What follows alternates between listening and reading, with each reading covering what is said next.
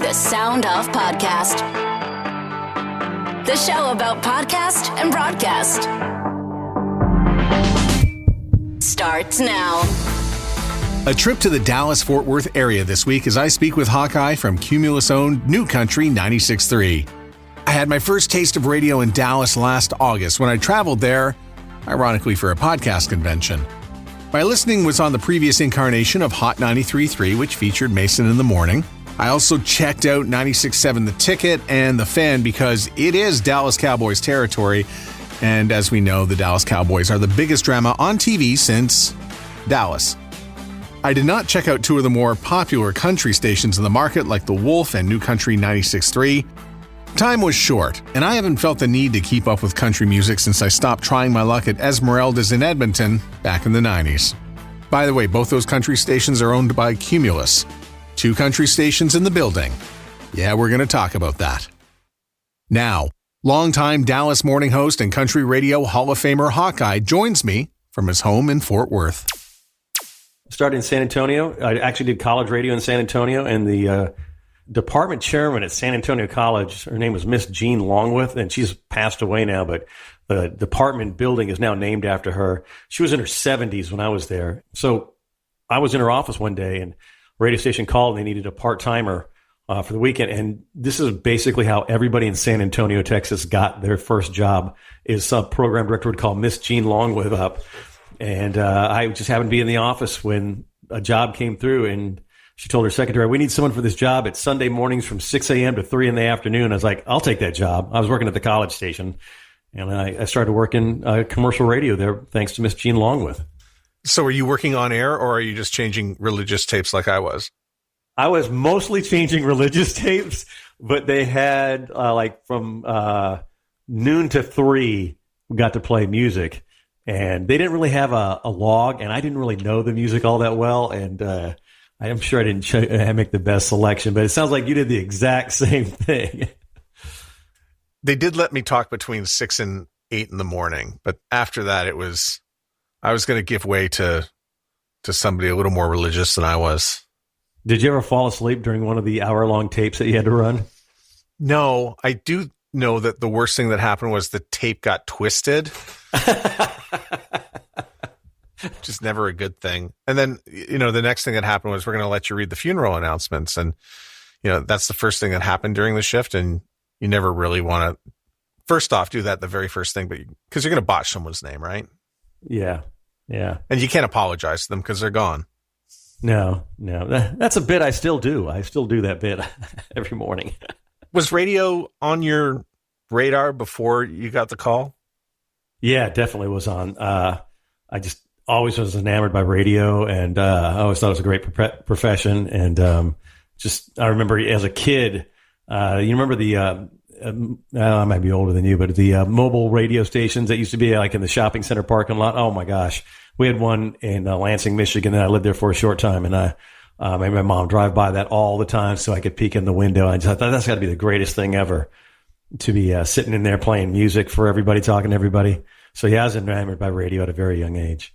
What'd you do after San Antonio? Finished up my degree at University of North Texas, and then I actually worked a year in New York City doing video production, and then I went back to San Antonio. I just really didn't like video. I wanted to get back into radio, and I missed it, and I went back to San Antonio. I knew a bunch of people there, and I was able to get a job pretty quickly, a part-time job, and I did part-time radio for about a year until a full-time position opened up. And I was in San Antonio for probably 4 years total before I got a call out of the blue from a former program director who was in Dallas, who asked if I wanted to come up to Dallas and work with a guy by the name of Terry Dorsey, who was like legendary in Dallas. And it was kind of like if you're a high school baseball player and Derek Jeter called you up and said, "Do you want to come play for the Yankees with me?" That's what that was like. And it was out of the blue. And Terry was at the top of his game at the time, and they had just hired him at KSCS, and they needed someone to be a sidekick. And it was the best call of my life. Totally changed my life, and I've been there ever since 1988. Why did you get that call? I worked with the program director, Ted Stecker of KSCS. I worked with him in San Antonio where he was a consultant, and he knew me there. And unfortunately for him, Ted Stecker, he got let go as the consultant when a new general manager came in. So one of the first things he did when he was already working at KSCS in Dallas, and he had hired Terry Dorsey. So one of the first things he did after hiring Terry Dorsey was give me the call. Do I want to come down and work with Terry Dorsey? And so it was just right place, right time. Worked with a great consultant who was also a program director. Ted Stecker, to be honest, he was kind of like my dad in this industry. He was like a father figure. He passed away way too soon, but he was just a great programmer, and I just loved working for him. I think anybody who's gotten this far through the show knows that you're clearly a student of radio, and people have always had something to say, and you've been able to take it in. Because we've mentioned a number of people who are called in to consult, or they're programmers or whatnot. What is it about what you do that makes you a student of radio? Well, you know what? I was watching a little clip from Stephen Jobs the other day, and he was saying that, if you just really love something, and for most people, if they don't love it and it gets hard, they just walk away from it. I'm a student of radio because I love it. I absolutely love it. My favorite 4 hours of the day literally are the 4 hours in the morning that we do our show. That's my favorite 4 hours of the day. I love when we have a great show. I have a great co-host, Michelle Rodriguez, and we have, like today, our show just killed. From top to bottom, the minute we turned that mic on until we walked out of there, every break, we just had something that was just fantastic. And days like that, you're just excited when you get off the air. You're excited for the next day if you know you got stuff coming up. And that's what makes me a student of radio. I love to find out what other people are doing, things at work. And I'm just a fan of radio in general. We don't get to listen to a lot of morning shows because we're on in the morning, but I definitely am a fan of what other people do. What was that first year like in Dallas? You get brought in, you're going to be alongside for the ride. I'd never been at a station before that was their promotions, and they had a plan. Never been at a station before, like in San Antonio, like this one, they had a plan. They just hired Terry Dorsey. They were losing to another station across town. So their plan was to be the number one country station and then the number one station in the market. And then we had a great general manager, Victor Sansone, also. And him and Ted Stecker put together a plan. And within a year, we were the number one country station. And within 3 years, we were the number one station in the market, and we were that for a very long time. We knocked off a guy by the name of Ron Chapman on KVIL, and that was pretty amazing. If you're not familiar with KVIL, this is a true story. KVIL and Ron Chapman, he was so dominant in this market that in the late 80s, the Dallas Cowboys sold for $86 million. KVIL sold for $84 million. That's how valuable KVIL radio was. It sold at the same price as the Cowboys. There's actually an Art Volo video bit with them talking about that on KVIL. Yes, I have seen that, yes. The people who are buying us this week. This week's owners of KVIL are paying, the rumor is, now I'm not here to officially state this because I don't know, and I may be told totally differently right after 9, but the rumor is that the price tag is now up for this station alone to something around $82 million, gang. I mean, that's the highest price ever been paid for any radio station in the history of the world, and it's us, okay? Now, that's a lot of money. That's okay, so that's significant enough. We've seen the bidding go up, up, and up. But listen to what he says here. Graham points out that means that KVIL is worth more than the entire Dallas Cowboys franchise. Wow. Now, think about that. How much did the Cowboys sell for, Mark? A little over $60 million. Over $60 million, and we're going for about 82. That's amazing. Now, there's an answer to that, though. What's the answer, John? We've had more winning seasons. There go your season tickets, Jonathan. Yeah. The other thing I'd like to have is I'd like to have one owner for 25 years.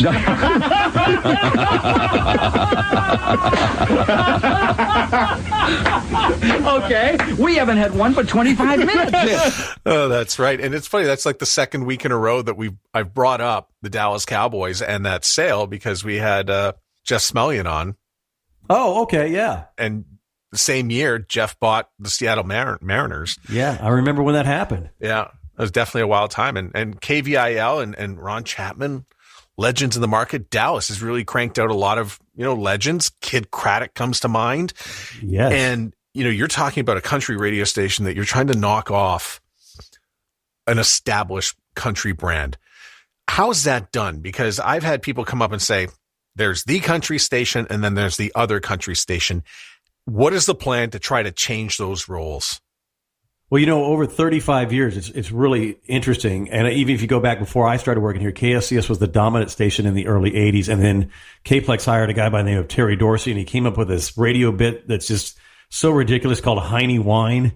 And that really propelled that radio station, KPLX, to number one. And then KSCS, which was owned by the time by ABC Cap Cities in the late 80s, they decided they wanted to be number one again. They were going to do what it takes. So they hired Terry Dorsey away. And they had a promotional budget that was huge. They became number one through the late 80s and into the 90s. And then around 2000, KPLEX decided that they needed to do something. They'd been number two for over a decade. So they changed their whole identity to the Wolf. To be honest, when you're number one for over a decade, you tend to get a little overconfident, maybe a little fat and lazy. And then they came out like a runaway train. It was something I'd never seen before promotionally. They just hit on all cylinders. So they were number one for like another 3 or 4 years. And then it went back and forth like book to book to book for a number of years. Now we're both owned by Cumulus. And that's really strange too, to be in the building. There's a lot of advantages to having both country stations. We get promotions that nobody else in the nation gets because they don't have to worry about offending the competing radio station. But there's also disadvantages too. I mean, if we come up with a great promotion, it's like, yeah, that's a fantastic promotion. We're going to do it for you guys in January, and we're going to do it on the Wolf in February. And then, so there's an advantage and a disadvantage to it. It's actually, there were some growing pains with that, but it's not too bad right now. I'm familiar with both the brands because I've had a chance to listen to them and what Cumulus does with the Wolf or New Country, whether it was Atlanta or Minneapolis or wherever. I got to give it a listen. How do you differentiate those brands? Is there record splitting? Is it, voices? Is it skew? How do you carve up that country pie in Dallas? That's an interesting question because they tried a couple different things and it wasn't an instant success. And even at one time when the Dickies owned Cumulus, when they ran Cumulus, they tried to put pop music on KSCS to differentiate. That was a disaster. That lasted like maybe 2 weeks. And it was just overwhelmingly, people were upset about it. And now the differentiation of the two is the newer music ends up on New Country 96.3 KSCS, and the Wolf does not play anything that is brand new out of the box. They play stuff, the newest stuff they play is probably 6 months old to going back all the way deep into the 90s. We are from today all the way back into probably 2010, 2005 in that era. So they've kind of skew a little bit older than us now. So they've done a good job differentiating the two. But you can do that because we're owned by the same people. If we were competitors, we'd probably have the exact same formats. When it comes to music on the show, and as well the station does revolve a little bit around new music, yet we have an established morning show host. What is the role of music on the show? We play about 8 songs an hour in the morning, 7 to 8 songs an hour. And the two stations that are above us in the market, one is Kidd Kraddick, and the other is a sports station, The Ticket. They're the two stations in the last book. They were ahead of us, and both of them don't play any music. And I think eventually that's the way you have to go. But when country is such, a part of people's life, country music is such a part of people's life in Dallas, it's really difficult to kind of go all talk. And because people expect to hear, they're coming to you to hear music and, great bits and conversation and topics and so forth. It's really difficult to kind of make that step to all talk. And especially when people have been hearing music on your station for a long time. So I don't know if we'll ever get there. I don't know if we'll ever get to that point. Well, I look at country music. The songs are short enough. 8 songs. That seems reasonable. Yeah, it's about 20 minutes, 23 minutes around there. Yeah. Yeah. So that puts a little pressure on you to keep it short, keep it tight, keep it bright, which is probably something you've been doing all along anyway. But I hear a lot of people sort of struggle with taking great content and then putting it right down into the nice, tidy amount of time that you need to do in order to get through it. So how do you keep it that way? That is a challenge. So my co-host Michelle and I, we plan out our whole show exactly what we're going to do every break. And then when we get in the break, before the break, we kind of discuss how we're going to get into it, what we're going to discuss in there and how to get out. And we may say, this is a good point to get out. might get out at point A, point B, or point C. We have different exit points quite often. We might not get to this. I had a great program director, Lauren Pelagi, who once told me that, hey, don't be afraid to leave some stuff on the editing room floor. The pacing is very, very different. Sometimes I go over next door. We have a sports talk station. It's more really guy talk. They have no songs, obviously, because it's, talk. And their pacing is so slow, pauses and so forth. I mean, we would never do that because we're trying to, cover a topic in 3 to 4 minutes and have a beginning, a middle, and the end of the story. And then maybe leave a portion for the audience to jump in with phone calls and so forth. So you really got to plan out your breaks very, very well. I love that word that you said, which is pacing. And I can tell that this morning's show, because you're still beaming from it, had great pacing, because that's really what makes the show great is, did you get in? Did you get out? How did we feel? And could we move on and leave enough on the floor? Yeah, exactly. If I got stuff I never got to, I know we had a good show.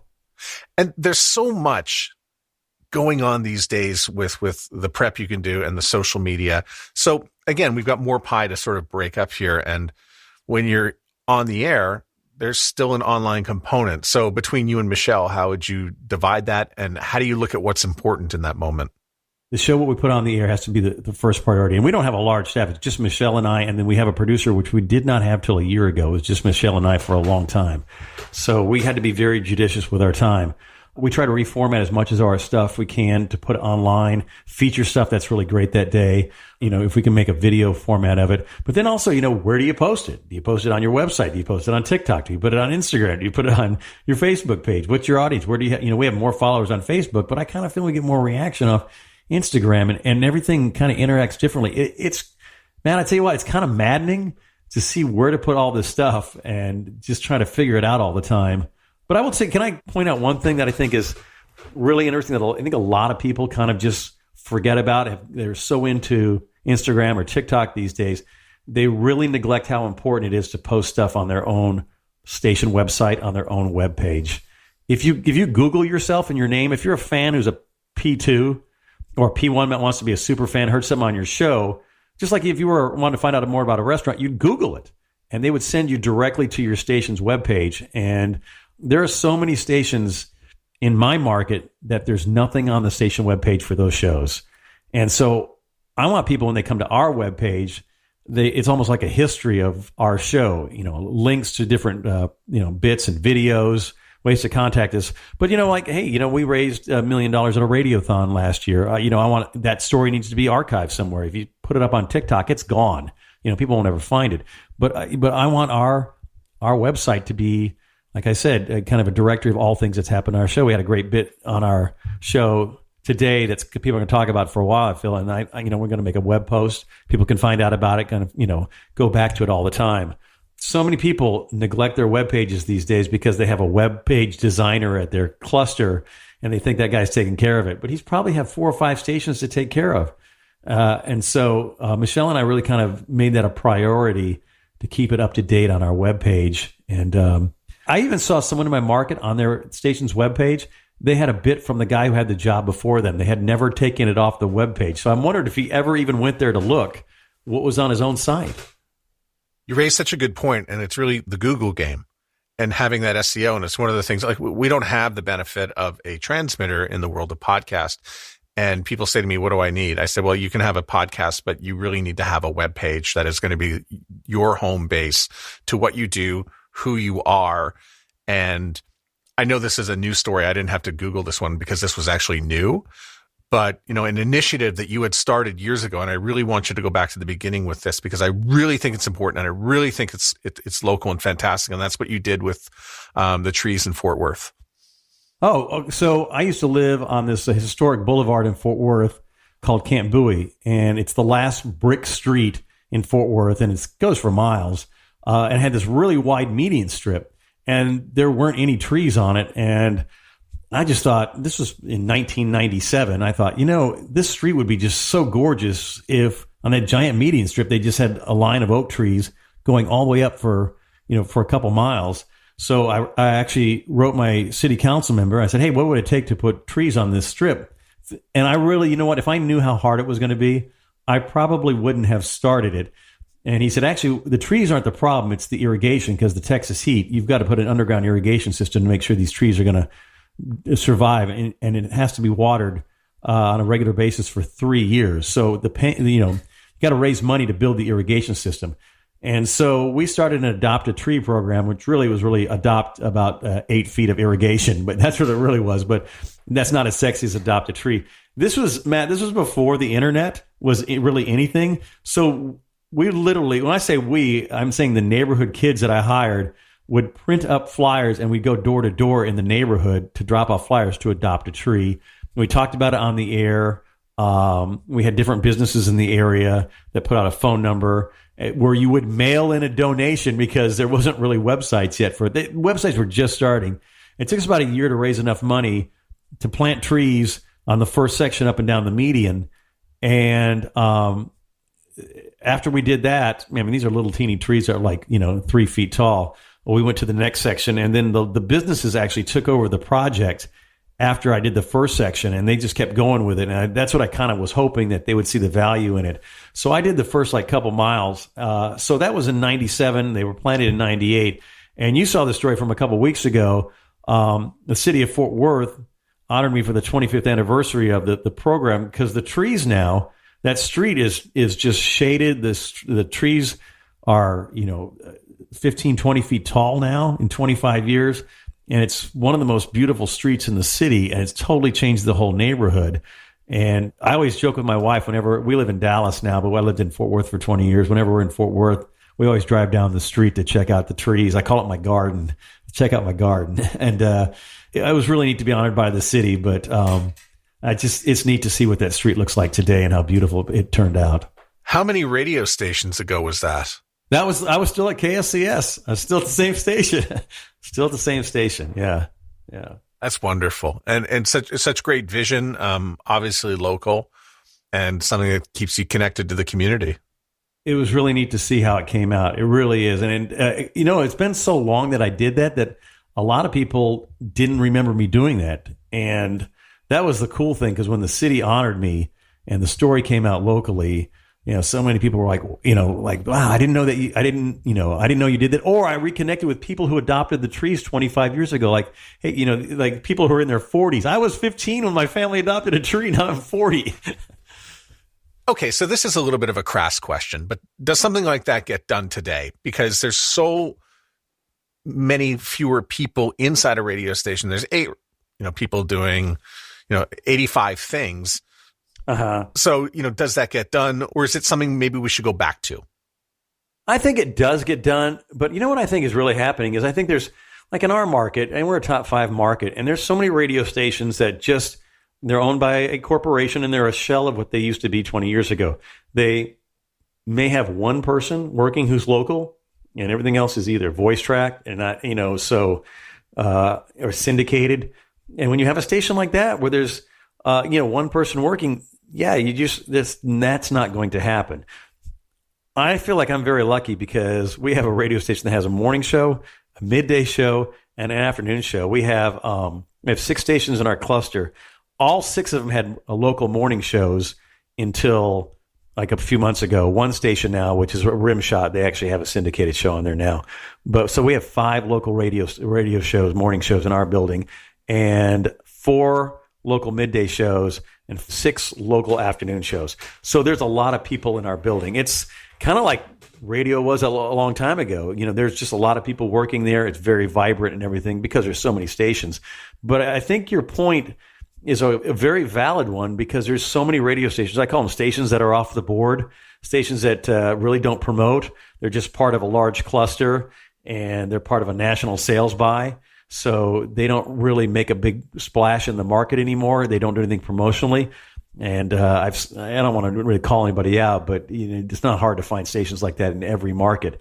And when you have stations like that, things like, a tree planting project up and down Camp Bowie, that's just not going to happen anymore. I think the key to the promotion, why it was successful, is you did get outside people. You're talking about the kids with the flyers and passing that stuff out, that if you do want to get involved, I think often we may feel that we can't reach outside the building to go and get the help we need to do the things that we want to do. I agree with that. And boy, if you do reach outside the building, it's amazing how much more you can get done. We're looking for some type of local community project to do this summer. And we found an organization called Feed the City that kind of takes over in the summer where school programs do in the fall because kids aren't in school anymore and feeds these kids.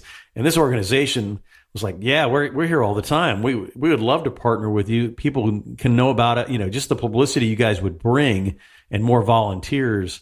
And we're taking what they do to another level. So I would really encourage radio stations to do what you just said. Reach out, find organizations that are already doing what you want to do and help them do their job better. And it's a win-win for everybody. I don't want to bore you with my stories, but I actually... No, please do. I listen to your podcast all the time, so... I had somebody would come into my office and he said, we need to change the name of Garbage Day to Recycle Day. And I said, this is a silly idea. And I kept sending him away until he came back and said, finally, I'll just do it. And we started a campaign to change the day of Garbage Day to Recycle Day. And the motion passed 5-4 in City Hall. But it was our radio station pressure that I think sort of tipped the vote in the favor. And nobody calls it Garbage Day anymore. It's all about recycling, and the focus is on recycling. And people now think recycling first before they throw something in the garbage. If that was my radio promotion, I'd be telling people about that every single day. You just mentioned something about stations being off the board. They're there for the buy. You don't have to feel bad. It's not just radio. The NHL does it too. There's the Arizona Coyotes. In the world's smallest arena. I think it's, what is it, about seats 5,000 or something? Yeah, I know. Yeah, it's a college arena. It's Arizona College hockey. I mean, that's amazing too. You might want to put the Oakland A's. I was really rooting for them to stay in Oakland. We almost want to put them in there too. Before, the last couple of years before they moved to Las Vegas. How are the Dallas Stars doing? Because I know they moved from Minneapolis, but they fit right into the community. It's kind of interesting. I remember I went to the first game when they moved here, and I thought this is never going to work. And I was thinking, how did Minnesota lose their team to us? Because nobody even plays hockey. And the Stars were really, really smart because what they did is they didn't just put a hockey team in town. They created a hockey culture in Dallas. And they built rinks all over the area. They started leagues for kids all over the area. They got people playing hockey, growing up with hockey, and really built a fan base. And they did a really great job with that. I don't know if you're familiar with a basketball player. He played for the Dallas Mavericks. His name was Popeye Jones. And his kids were always hanging around the arena. And they told their dad, like when they were pretty young, they wanted to play hockey. So Popeye Jones went over to some of the players on the Stars and said, hey, what do I do? My sons want to play hockey. And some of the Stars players says, don't sign them up for hockey. Sign them up for skating lessons. Teach them how to skate first. And then when they get good, then put them in hockey, and they'll be far ahead of everybody. His two sons both got drafted by the NHL. They're both in the NHL. I don't know if they're still there, but they were there for a while. I have a couple of Dallas stories that you just brought back, and we're thinking right back to 1997. I was working up in Edmonton, and we had those great series against the Dallas Stars for a couple years that went back and forth. So I'm very familiar with the club because we had the best ice in the NHL, and you had humidity that you had to deal with. So the ice was always soft. I forgot about that. Yes, the first arena they were in, they had these huge vent pipes that were coming out of the arena when you walked in, trying to pump out the humidity. I totally forgot about that. Yeah, that's true. Yes. I remember Bob Gainey as well, who's a notable Montreal Canadian. He was down there running the team for the longest time. And his son, Steven, I think he got drafted at one point. He didn't play in the NHL, but I think he did was also involved with the Dallas Stars. And I don't mean to have a lot of hockey talk, but we are emanating from Canada. So I thought I'd throw a little in there. And the thing too, people don't remember about Dallas and Fort Worth is there was a very vibrant minor league hockey scene here going all the way back to like the late 60s. And there was a rivalry between Dallas and Fort Worth when it came to minor league hockey. And back then, there wasn't even NBA basketball. The Mavericks didn't come on the scene until the 80s. So minor league hockey had a huge impact during the winter here in the area with some very exciting, minor league teams and I remember actually going to a minor league game. They had a couple different leagues here. This was before the Stars came. And I just remember the hatred between the two teams. It was so much fun. It was a great, great place for minor league hockey for a long time. It seems like just about anything you put in Dallas has the ability to work. Even when people say this isn't going to work, you can put something in Dallas and it's going to work. You know what? You know what we're getting here in Dallas? To illustrate your point? Professional cricket. Oh, for sure. Of course. Yes. There's a huge Indian community here, and they're starting a professional cricket league in the U.S. And Dallas, they took a minor league stadium, and they're repurposing it to make it a cricket field. And it's supposed to come, I think, might be as soon as this summer that they are going to have professional cricket. And I'm you know what? Kind of interested. I could go to a game and see what that's like, but I bet it will be successful.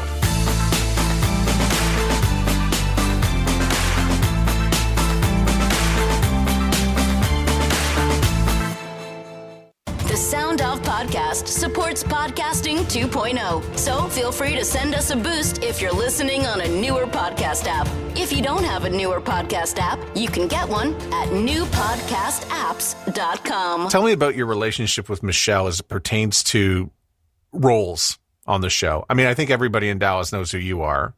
People know who she is, but then when it comes to dividing up the work or coming in and out of the breaks. So Michelle and I had an opening a couple years ago, and Michelle and I had been friends for a long time. She did the middays, and they asked me, what do you think you want to do for this opening? And I said, I really like to give Michelle a shot on this because she's filled in on vacations. We have a certain amount of chemistry.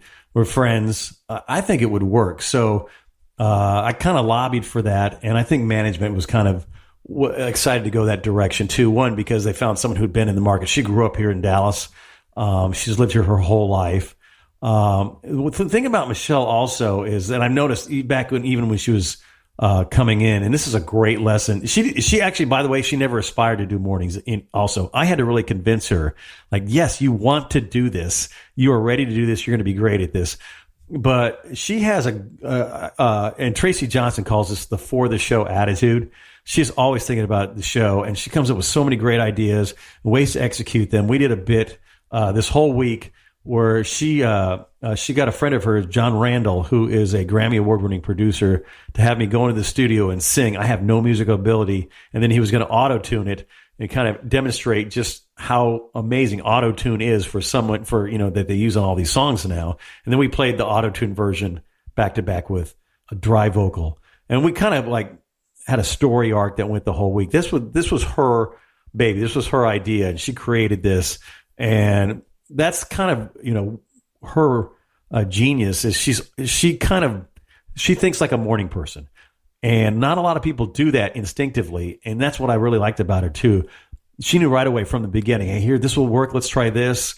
Comes up with ideas. So it's really a team effort on when we plan the show and so forth. And that's what I really like working with her with. It's so much fun to put together a show with her. And so often too, you don't really, when you're listening to a radio show as just a regular listener, it may sound one way, but behind the scene, if you dissect it, maybe the person who's not the lead or the segment's not about them.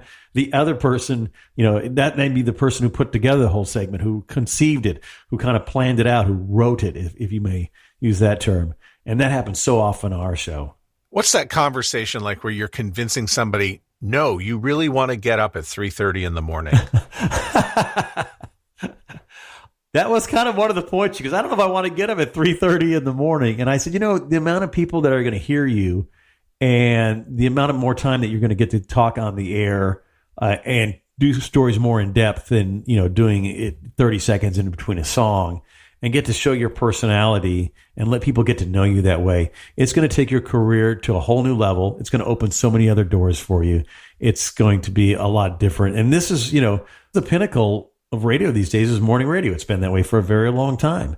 And maybe you never thought of yourself being there. She's literally someone who started in the promotion department and worked her way all the way up from that to doing mornings. And it was a long process. I mean, she paid her dues like nobody I've ever seen.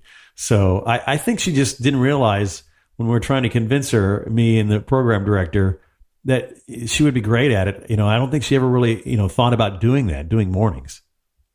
Remember when we used to have to tell people you're going to have to go to a small market in order to be on the radio in Dallas? You need to cut your time in Lubbock. And yes. Yeah, I know.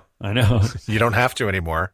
Well, unfortunately, because there's really not very many places in Lubbock probably that have local radio, maybe 1 or 2 shows only in the morning. So it's hard to even find a place in Lubbock or Waco or wherever that you can go down there and cut your teeth. That's the unfortunate part of it. But if you play hockey, you can still play for Lubbock. Yeah. How do you look at the share of country music from 30 years ago? Has country got a bigger share of the radio ear now than it ever did?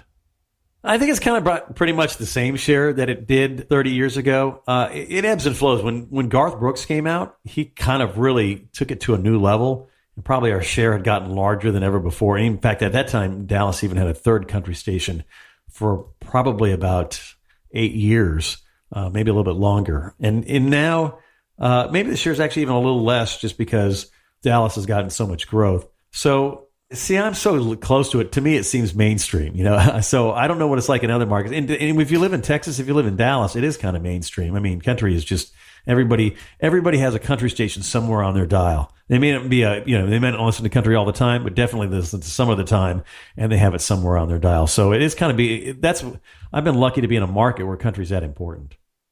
I guess the reason why I mentioned it is because I think I had 97.1 The Eagle. In my car. I would listen to that here in Canada, but I think the station's gone now, right? Yeah, probably about 6 months ago, they became like an all talk station called The Freak. Yeah. See, I miss that. And when I hear stuff like that, I think country must be taking over. I don't know if it's taken over, but I think, both us and our sister station, 99.5 The Wolf, we've firmly planted our flags on top of the hill along with others. And as one by one, some of these flags start coming down and going away, our flags are still there waving in the wind. So I didn't want to get this far in without having a little food conversation. I just wanted to ask you if I made the right decision barbecue-wise to go to Terry Black's Barbecue when I was there. I would say that was a strong decision. I would say that's a strong decision. And Dallas-Fort Worth has really kind of just emerged as a mecca for barbecue. Almost any major Texas city has, but there are so many great places that it's kind of hard to recommend one and be wrong. I will tell you a very quick story. I was on a plane flying back, and I was sitting next to a pilot who was doing the puddle jumping coming back to Dallas, deadheading, I guess that's what they call it. And he goes, "Oh man," he goes, "I love coming to Dallas for the barbecue." I go, "Oh, what's your favorite barbecue place?" He goes, "That place at the airport." As soon as I get to Dallas, I go right to that place at the airport, and I didn't want I don't think they're really cooking their brisket down on the tarmac. I don't know how fresh that is, but if you like it, man, go for it. That's you do you. So I know for a fact that you are working in a top 10 market because you said you worked with Steve Reynolds, and he's like the top 10 guy. Just ask him. You know what? I got to work with Steve for about 1.5 years, and Steve did a great job for me. I got to work with Randy Lane also for a short time, and I really enjoyed them. And the mark of this is the mark of a great consultant. And if you get a chance to work with one, don't fight it. A really good one, I would recommend. Open up your mind. Hey, you know what? And if they suggest something and it doesn't fit your show, then tell them. Fight for what you think fits your show, but be open to their ideas. But most consultants kind of have, I call it the Vince Lombardi philosophy. And Vince Lombardi, when he was coaching the Packers, he decided to stop looking at game tapes and pointing out all the things that his team was doing wrong. Instead, he would point out the things his team was doing right. We need to do more of this and more of this and more of this. That's great. That was a great play. Let's do that again. And that's what a good consultant will do. Hey, here's what you did great. These are your strengths. Let's build on that. Let's do more of that kind of stuff. And that guys like Steve Reynolds, Tracy Johnson, Randy Lane, those are the kind of consultants they have. If you get a chance to work with them, don't pass it up.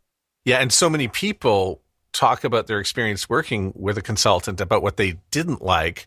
And sometimes I wonder, maybe you were not open to change in that particular moment. And so I think when you meet a coach or consultant, just being amiable to change and what can they offer, and look at it as an opportunity to take something and add to your show. Yeah. I mean, I look at my shows. I have 16 breaks I've got to fill every single day, 5 days a week. And if you've got ideas for me, or we're brainstorming and try stuff, then thank you very much. One of the things that Steve really taught me that I never really thought about before is like, hey, don't just tell like the story like, hey, this is going on in town, and here's the story, here's the players, here's maybe a little audio clip. He goes, see how you can involve yourself in that story and take it to a next level. Find a way to become part of that story. And one of my favorite things that we ever did, that Michelle and I did, and it was basically we were thinking of that way, is how we could involve ourselves in that story. Remember, probably about 2 or 3 years ago, all these monoliths that started popping up all over the world. Well, we got a high school shop class to build us a monolith, and we put it on the riverbed where you could actually kind of see it from the freeway, but you had to pull over and drive down the access road. Is that a monolith? And then we got some people to just start tweeting about it or posting photos of it, and then it became a sensation. Like, hey, who put this monolith out here? But because the monolith thing was a story, like, how could we be involved? So we even told our audience we're going to get a high school shop class to build it. So people who are listening to our show knew that was us that did it. And then it just took off from there, where it started like, who put the monolith over here? It was on the news. It was in the newspapers, and people were, doing selfies next to it. It ended, though, when someone stole our monolith in the middle of the night. There's a trophy behind you that does not look like your Hall of Fame award. Yes. So there's also a photograph. There it is, right there. That trophy is from my... Actually, just point to it and there'll be a picture. Go ahead. Okay. Give it a point. There you go. Okay. So the trophy is from my grandfather's semi-pro baseball team. And my grandfather had a semi-pro baseball team in Middletown, Connecticut. And the interesting thing about his team is it was desegregated. It was like an all-white team, but he added black players before the Brooklyn Dodgers did. Obviously, he wasn't in a league like the Dodgers were, but there was a barnstorming team called the Florida Hobos who used to play all the white teams in the Middlesex County League in Connecticut. And they got too many of their players were drafted during World War II. They didn't have a team anymore. So my grandfather took the remaining players on this barnstorming team, added it to his team, and immediately improved the team to a level where they won the league championship like 4 or 5 years in a row. But that's what that picture is. My dad's the bat boy, and I love that picture because my grandfather was really a pioneer that he did that he added those players to his team. I also love the fact that you were inducted in the Country Radio Hall of Fame in 2020. You know what? The real honor to me is that I got inducted a few years after Terry got inducted, Terry Dorsey, and then I'm in there with him. And unfortunately, Terry passed away right after he retired, like 6 months later. Not even that, like 3 months later. And I would have loved for him to be able to share that honor with me because he was so instrumental. He really taught me everything I know about morning radio. I thought I knew a little. And then I saw the way that Terry did, and I thought, wow, this guy everything is open. How much different was the show compared to yours? You mentioned you got 16 breaks and you like to segment a little time, but how much different was his show? It's kind of funny because I feel like I'm kind of became him. And what's different is on his show, I was kind of the renegade, the young guy. He was the dad, almost like an Everybody Loves Raymond type character. And now if you listen to the show today, Michelle's like the young person, that keeps me in line. And I'm the bumbling dad, Everybody Loves Raymond character.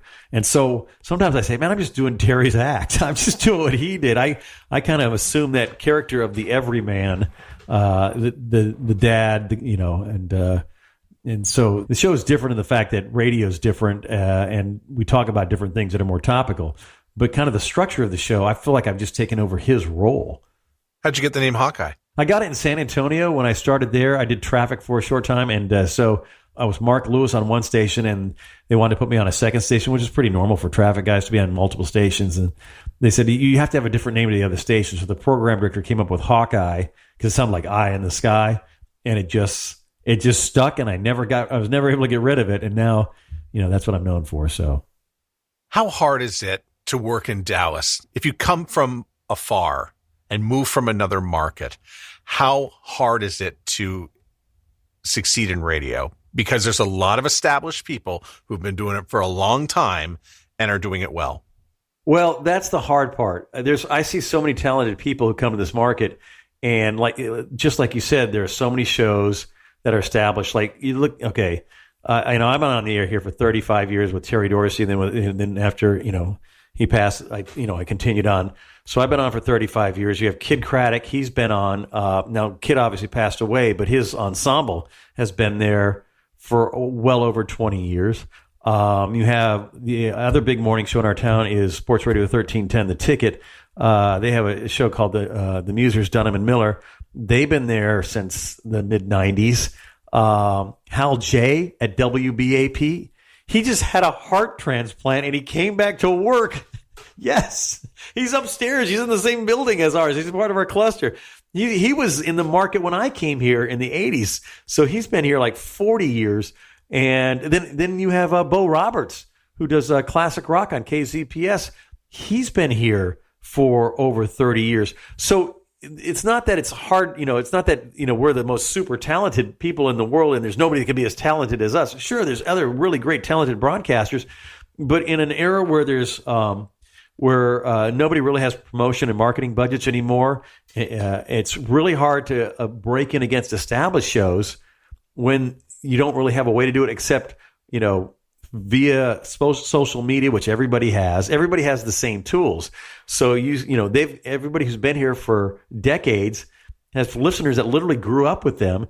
They're 5 steps ahead of you when you, the very talented broadcaster who came here from Kansas City, come to the market and you're trying to create buzz and so forth, and everybody else is listening to people they've known. It's really hard to separate yourself or move up with the pack. So like I said, we're not the most talented broadcasters in the world. We've just been here a long time, and it's very, very hard to separate yourself from the pack. Is there anything you can see on the horizon for radio or your show that you're curious about? We don't need to talk about AI because that's silly. But is there anything else that you're interested in to go, you know what, I think that's coming in the future and I'm looking forward to it? The interesting thing to me is there's so many shows that are syndicated now. And in our market, the local shows really do the best. Kidd Kraddick is here viewed as a local show because they're based here. They were here for so long, even though they're syndicated. And most people who listen to Kidd Kraddick here, the Kidd Kraddick show here, have no idea that's a syndicated show. They think that they just do it in Dallas. But what I think is actually, and I'm kind of interested in this, and I'm surprised it hasn't happened more, is our show gets listeners now from really all over the world with people who want to hear country music, who live overseas. And where do they want to hear country music from? 2 places, Nashville, because they've heard of that, and they've also heard of Texas. And Dallas, people all over Europe know Dallas from the TV show that still airs in Europe.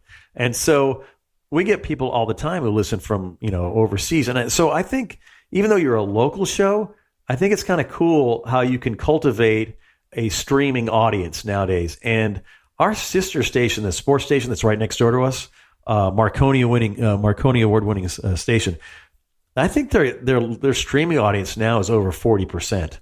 And they have people all over America that listen to it. So I think the cool thing is you could be a really unique brand and be very local. And people want to hear, people will seek you out still as if you were a syndicated show, but you can remain local and different and talk about things that are very, particular to your area. I'm excited to see more of that. Did you hear that, Odyssey? We'd really like to hear the signal leave America. It's my beef with the Odyssey app.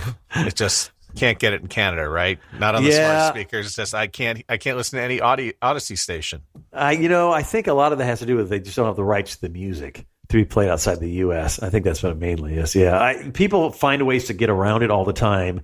We have a bunch of listeners in Australia, but one guy, he listens every single day from Australia and comments. And I love those. I love people like that. We have people all over Europe. Michelle and I, we've talked about this before. Our goal is to do our show from London someday. We'd love to do it from London and take listeners with us. See, you can actually just call somebody in London and maybe they'll fly you over. You just got to reach outside the station now just to make that happen. Don't go to promotions. Just go past them. Exactly. Yeah. I think that'd be great. And Australians do love their country music. They are fascinated by it. They are a country with funny accents. Yeah. I mean, Keith Urban's one of our biggest format's biggest stars. And, he's Australian, and there's a couple other guys, Morgan Evans, another one that's from Australia. So, yeah, we talked to Keith Urban once about that. He said, yeah, people would come from Nashville all the time to do festivals in Australia. That's how I found out, I fell in love with country music. What's your wish list for radio? I kind of feel radio we're for the industry, we're at a point, I kind of compare it to where newspapers were in the early 1960s when television came and started sapping away their ad dollars. Like New York City had a famous newspaper strike in the early 60s. They had like 12 newspapers. At the end of the strike, I think 8 of the newspapers folded and they only had 4 left. And I kind of feel we're in the same area now for radio where, we have like 70 stations in Dallas and probably, the large signals, if you take those, there's probably 20. And of those 20, there's probably 10 that really put out a full effort. And the others are, as I said earlier, are taken off the board. For my station, it's great if you've got a station that doesn't really put a lot of effort into it and you're putting a lot of syndicated programming or voice tracking and so forth, and you don't do local promotions. That's great for me. But for the industry, for radio, I wish more operators would see value in their station. And I know you maybe can't afford to have someone on every shift anymore. Maybe that's not possible, but have more of a local presence in your community than just a station where you're trying to sell, national spots. Well, Hawkeye, thanks so much for reaching out and offering up to be a part of the show, because I think it's important, because I think people think I know they exist, but I don't. The last time I was in Dallas, I glazed past your show because I don't know what to listen to. There's there's 50 signals in the market. There sure are. There really are. Yeah. Yeah. Well, I've been a fan of your podcast for a long time. I love to hear different people from the industry talk about what they've got going on. So yeah, that's true. I reached out to you and I said, I listen to your podcast all the time. I'd love to be on it. And just kind of maybe I could pass a thing or two along to people. I think it's important, by the way, if you do reach out and you do want to be on the show, I'll just send you back a link and we just sort of set it up and we just do it like this. It's pretty easy. It was very, very easy. It's like, I reached out to you like, yeah, here's the link. Can you do next Tuesday? Like, yes, I can. Yeah. Thanks so much. I appreciate it. All right, Matt. Thank you. The Sound Off Podcast is written and hosted by Matt Kundle. Produced by Evan Serminski. Edited by Chloe Emo Lane. Social media by Aiden Glassy. Another great creation from the Sound Off Media Company. There's always more at soundoffpodcast.com.